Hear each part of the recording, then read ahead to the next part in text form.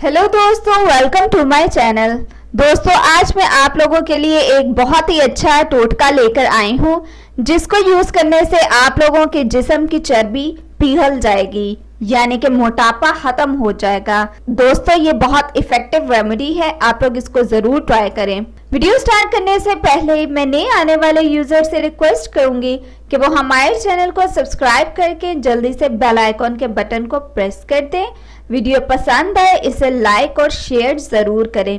दोस्तों, आज मैं आपको बताऊंगी पेट को तेजी से कम करने वाला हैरत अंगेज कहवा। जी, आज मैं आप लोगों को एक ऐसा कहवा बनाना सिखाऊंगी जिसको इस्तेमाल करने से आप एक हफ्ते में 5 केजी वजन कम कर सकते हैं। लेकिन उसके लिए आप लोगों ने अपनी जो डाइट आपने प्लान की हुई है उसको भी साथ साथ रखना है, एक्सरसाइज भी करते रहना है, और जो कहवा आज मैं आपको बनाना सिखाऊंगी वो भी आपने साथ साथ पीना है।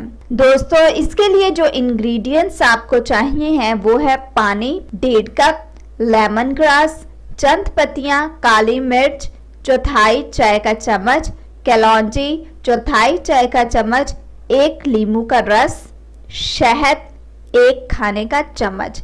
अब आप लोगों ने इसको बनाना कैसे है वो मैं आपको बताती हूँ।